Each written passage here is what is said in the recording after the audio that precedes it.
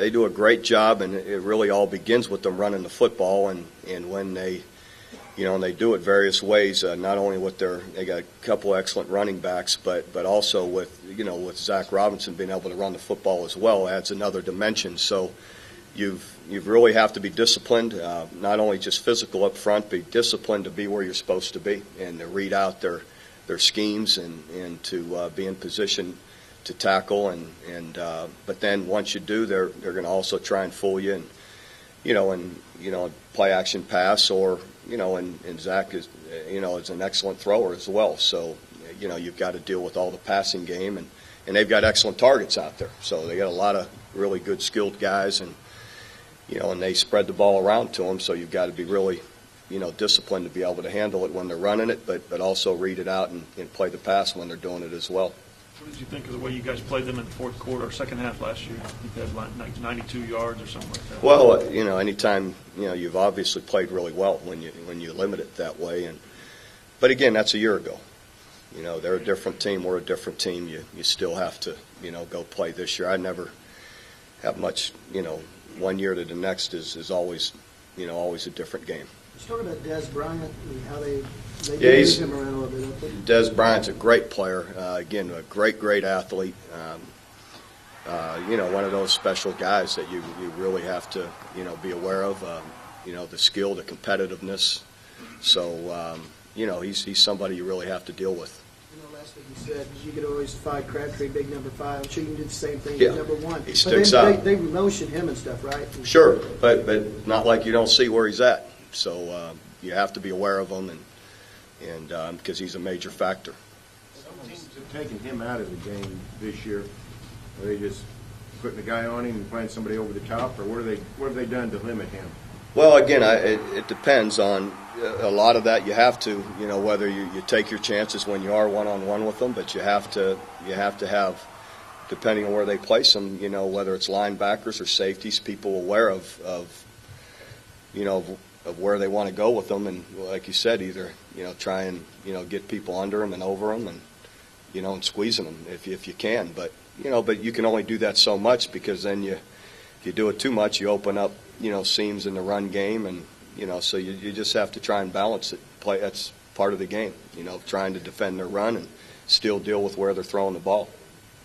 Since you were there last, they've enclosed part of their stadium. How have you found Stillwater as a place to play compared to like Lubbock or College Station? It's always ruckus and loud, and you get a lot of bad things said to you. But you get sort of immune to it and used to it. I mean, it's challenging. That's just how it is. But it's kind of exciting too. That you have to deal with it. It's unique in that the sidelines are. The walls are pretty close to the sidelines. Yeah, that their fans are sitting on the bench with you. Yeah. Like here. Yeah. I guess you'd just soon have 10,000 empty seats. Hey, whatever they got to do. Again, that's not part of my discussion. I got other problems. Hey, Bob, have you talked to the club much about there have been so many close games up in Stillwater, and then you go back to 2002 when you had a really good team and they took off and you couldn't catch up. Do you talk to the club much about that? Well, yeah, you do to a degree, but in this league, everywhere you go, where is easy to go? I don't look at it that way. We look at it as always challenging, and that is so.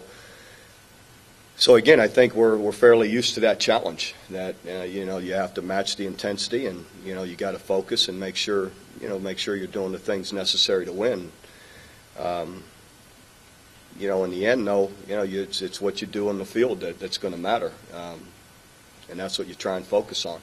Bob, OSU's always, it seems, a real good special teams team, and looks to be that way again, particularly kick returns. Cox, and they do a good job of that. How do you break that down?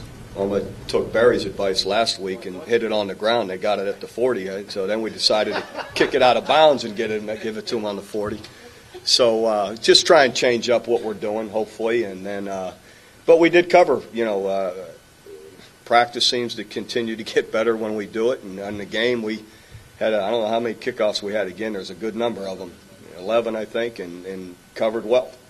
So try and change up as much as we can, but still you got to get down and cover, get off blocks and tackle. And they have been, and they are, Oklahoma State has been good. They good kicker and punter as well. So we've got to step up and hopefully, play well like we did last week. If you're a Texas fan, should they be hoping there's a three-way tie? Or if you're a Texas fan, should they hope that you win and get beat by Missouri? I'm not a Texas fan, so I'm not getting into hypotheticals or what they might be thinking. Fair to say, I'm not. On the kickoffs, Matt's first or second squib, I think, that hit the up man, that was an accident? Yeah. Okay. It wasn't attempted onside. Well, according to Barry, we should have been doing that, but I'm just kidding. But, we did it in practice twice. He did the same thing, hit the guy twice. I said, I can't even get it down to the – so – now, it would have been a great idea had we recovered it, and then it would have sure looked good. But then I would have told you it was intentional. But this is kind of a weird question, but I saw that Zach Robinson and their players bought a ticket and saw our game the other night. Is there any rule about? No, not for players. Coaches were not allowed to go, watch the other team. But there's no rule against players doing it. Have you thought about buying some season tickets at Oklahoma State and T-Buddies? Kamel's always trying to pull me into something controversial. No, I haven't. Fortunately, I get a ticket. So. Coach Sam Bradford was Big 12 Offensive Player of the Week. Travis Lewis, Defensive Player of the Week. Could they both be considered for the seasonal award? Oh, absolutely. Sam, of course, would be. Look at the touchdowns to interceptions, the completion percentages, and look at the yards per attempt. We chunk it downfield, I would guess, probably more so than anyone. So, of course he would be. And, in the point production, him running the whole show. And then Travis has made, you look at it, I don't know, what's he have, 4 interceptions? I don't know how many, forced fumbles, and he's at the top of the league in tackles. So I would think he would be. But there's some other good players out there. I'm aware on both sides of the ball. So I'm always have a hard time with awards like that because there's always several players that are deserving. You almost ought to I'll have 3 or 4 for each side that, hey, these guys are really, you're splitting hairs when you're looking at certain guys. Say the same thing on the All-American list, couldn't you? Probably, yeah. I always say that. I wish they'd have more spaces, because I always think, gosh, how do you discern between this guy and that guy? They're both so good, what would it hurt if you just had a few, you had 9 extra spots? Just throwing it out there. Whatever, but, Your guy Sam talking about. That's like all Big 12 this year, offensive side of the ball. They ought to have 22 spots, instead of 11. No. 16 or 18 defense. 14 quarterback would be pretty good. Yeah, again, it's just because they're deserving, but he's amazing what he's done here, I guess, to speak about what he's done here in 2 years. He sets a freshman record for pass efficiency, and no one's ever led the country in pass efficiency as a freshman. And again, didn't do it by not throwing the ball downfield and scored a lot of points, and then is right there again this year and set a school record for touchdown passes. And the guy's just amazing what he's been able to do, and has a great future in front of him. How well do you know his parents? I mean, do you get to interact with them? No, I don't get to interact with them much, but I have on more than one occasion expressed to him what I feel more than anything is all his athletic ability. He's an absolutely amazing young man to be around. He'd probably be an academic All-American.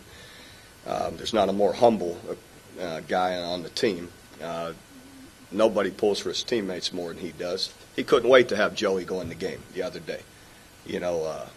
Was his eyes lit up when you say, "Hey, he's the one that ran down Joey, start getting warmed up." He's just like that. He's not counting his statistics, and you love guys like that are just for other guys and appreciative of what they get to do. You're saying that comes from them?